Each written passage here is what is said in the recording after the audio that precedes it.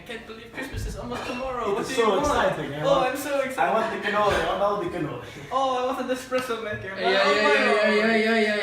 What the grandpapa? It's time to calm down. It's time for a bedtime now. But the grandpapa. Papa, we cannot go to bed without the break-in that story. Oh, you want a story? Are you ungrateful little wretches? We do. Tell us a story from when you were our age. A Christmas story. So you want to hear the adventures of my youth, do you? Oh, Yes, indeed, grandpapa. grandpapa. Well, indeed. Well, okay. Let us begin at the beginning, as it were, in England. The story begins back in 1750, when my family first took a trip to England. We visited Liverpool, London, and the great wonders of Scotland.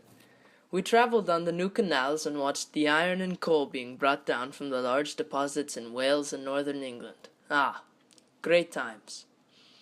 My parents then proceeded to leave me there. My father yelled to me from the boat as he left, "You never had the noodle dream." "But Papa, how will I survive?" I yelled back at my father. "We have arranged for an apprenticeship. Come back to us when you have received the dream." I yelled back at them, "I will not fail you, Papa." I needed to appear strong, like my mother's espresso. The expression was strong indeed. 'Tis how we lost little Lorenzo.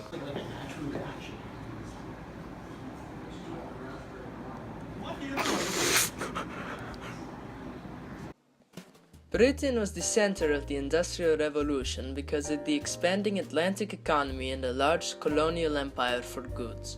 Their canals and rivers allowed for easy transport of industrial supplies. Britain was also free of internal tariffs following Adam Smith's theory of laissez-faire economics to manifest. The agricultural revolution created an England ready for the Industrial Revolution as well. All of these factors led to the development of a suitable economy strong enough to support the Industrial Revolution. In order to survive by myself, I needed my own stable source of income, and as market interest in what was left of my linguine waned, I turned to the factories.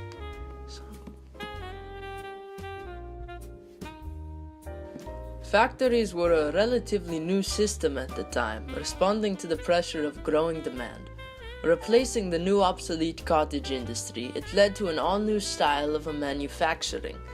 By sacrificing good working conditions and introducing new technologies, factories quickly rose to the top as the primary source of manufactured goods, along with improving the economy by lowering the prices of textiles and other luxury goods. The price of cotton goods fell significantly, and luxuries such as body linen or underwear became available for a much wider group of people. However, due to the poor factory conditions, most laborers shied away. This led to use of child labor, punctuated by the exploitation of orphans and foundlings. As I mentioned earlier, a large contribution to the growth of the factory system came from the technical innovations in the cotton industry. I met many of these men during my time in England. I met James Hargreaves and Richard Arkwright in a dark alley.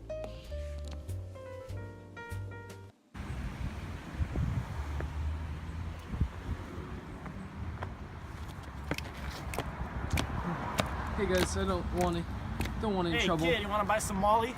What else you got? I got some Jenny too. Spinning Jenny. Inexpensive, simple, perfect for a first timer. Well, I'm new to the textile industry. It's the most efficient way to spin thread. My buddy here, Richard's got some stuff for you too. Hey buddy, you want to buy a water frame? It requires a specialized factory that can spin an unprecedented amount of thread, which can be refined later by certain individuals in possession of the spinning jenny. Wouldn't want anything bad to happen to you if you couldn't spin an adequate amount of thread in a certain period of time, would we now? Yeah, your weavers need to be able to keep up with production, man. I'm just gonna go. Come and get it. I worked at one of these factories for many months, making linen after linen. The hours were long and the work tiring. I had time for little else. One day, I arrived to the factory doors and my master was waiting for me. My master said, "You've been transferred to the coal mines. I can't take another day of your pasta innuendos." As the 17th century ended, fuel became of ever more concern. The once vast forests of England had long ago been replaced with farmland and wood and charcoal, while important, were scarce. Due to this lack of resources, many industries were stagnating. However, as the energy crisis reached its peak, Britain had begun to use coal to address its lack of energy. My master said, "Now off you go, you street scum. You're someone else's problem now." Coal was used to heat homes and make glass, soaps, and beer. Coal was not used to power factories, however, as the early steam engines were inefficient converters of heat energy to mechanical energy. As I soon learned, the coal mines were dangerous, expensive, and bothersome, using complex mechanical pumps and horsepower. My new employer aspired to repair these issues, a man by the name of Thomas Newcomen. Thomas Newcomen invented one of the first steam engines in 1705, only a few years after Thomas Savery built his in 1698. By the 1770s, both varieties of steam engine were widely used while still inefficient. Only in 1769, after a brilliant young Scot named James Watt redesigned the engine's inefficient design to an unprecedented level of output, did the engine begin its use in mines and the factories, particularly the iron industry, allowing extremely high outputs. The steam engine will give England the power to grow economically in an astounding way. In the second half of the 18th century, there was a large increase in the construction of hard, smooth roads. I greatly enjoyed the riding on these roads, and they were mostly used by passenger traffic because land transportation of goods was still very difficult and expensive, with most of the trade and shipment of goods happening by boat or barge on the wet and wild rivers and canals. Some inventors had attempted to use steam cars, but they were damaging to streets and frightened horses. Rails had been used to haul coal and iron in mines because it allowed a person or horse to carry more. In 1816, a rail was developed that could support a large locomotive, opening and widening up the field of experimenting with steam-powered rail vehicles. As time went on, I met a man named George Stephenson, and he was an inventor.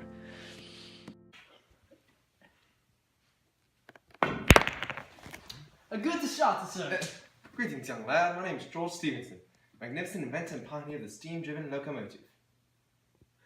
I built the first effective locomotive in 1825 with 10 years of work, called the Hyperspeed Helidrov. It's a fine machine, capable of traveling at 16 miles an hour. Incredible. That's a bit too hard, don't you think?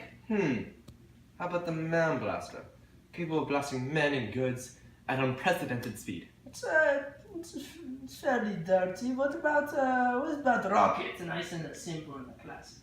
Ooh, perfect. The new railroads dramatically reduced the costs and risks of overland shipment. As transportation costs are lowered, markets and businesses could become more nationwide. This encouraged the growth of larger factories and more advanced machinery. The demand for labor in factories and on the railroads led to the growth of a new class of urban workers. So, this part was pretty hard to explain, so, we're just gonna have Jeremy explain it to you guys. Enjoy, ladies.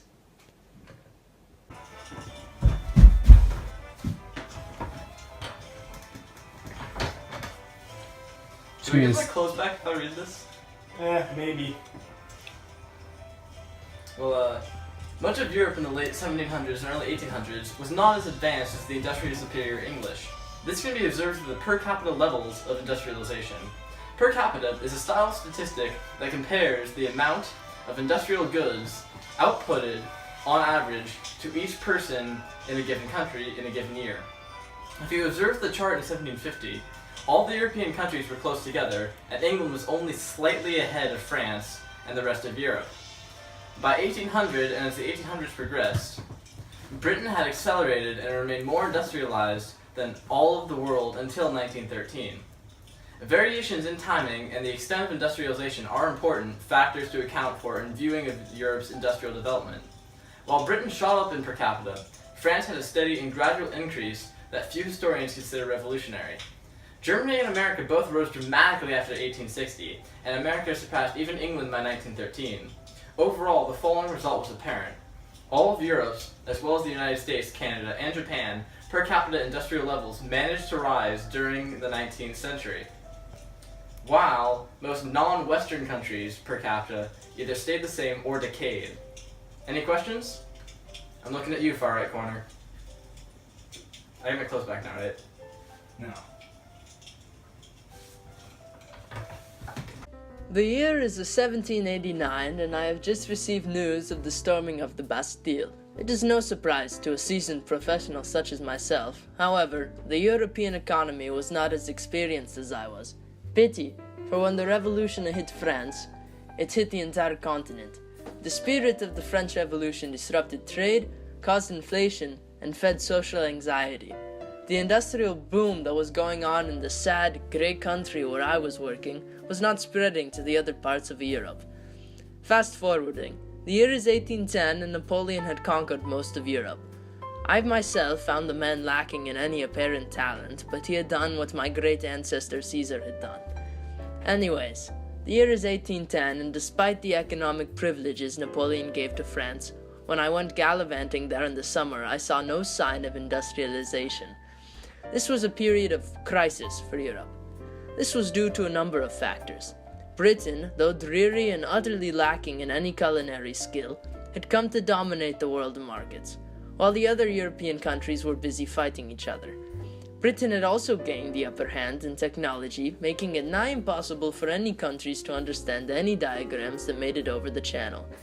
The last factor was that steam technology had become extremely expensive. Most local government investors were too suspicious to invest in something so costly and unknown.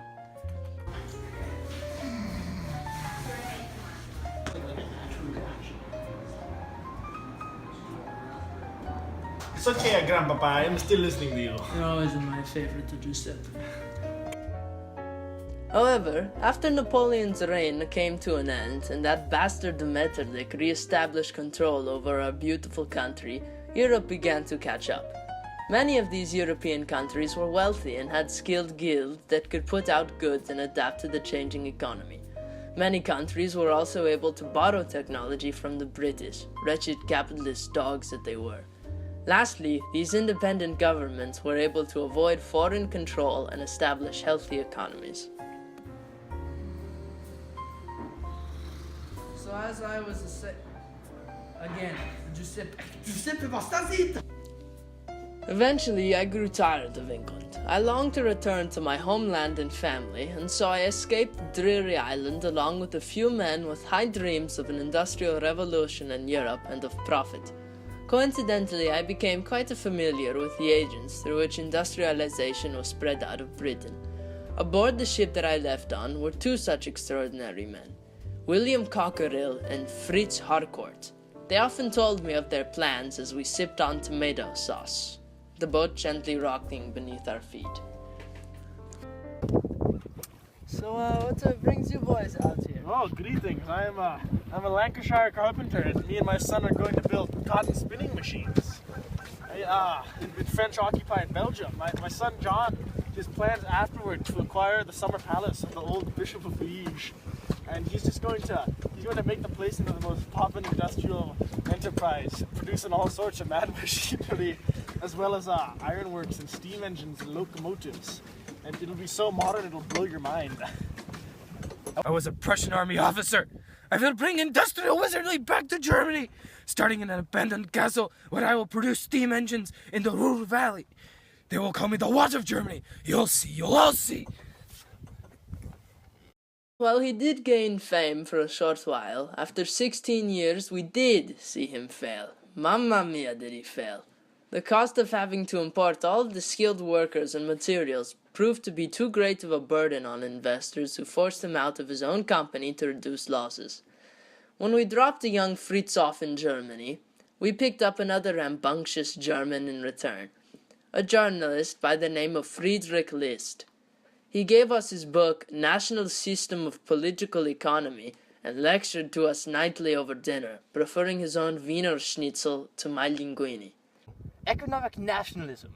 The British only spread that free economic crap, so we are swindled like swine, unable to compete with their industry. Countries must erect roads, bridges, and railroads at the state expense, but to the benefit of their native industries. Economic nationalism. Eventually, my own journey finally ended. It was long, and it was not by choice. I did, however, learn more than I ever thought possible and was witness to history.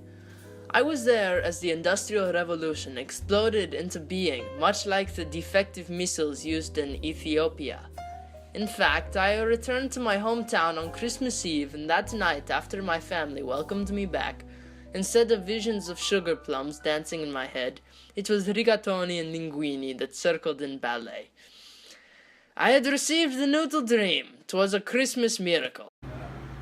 It is a bedtime now. You have been a good little wretches. Maybe Krampus come tomorrow after. Go. Okay, Grandpapa. Okay, Grandpa. Buenas noches. Buenas noches.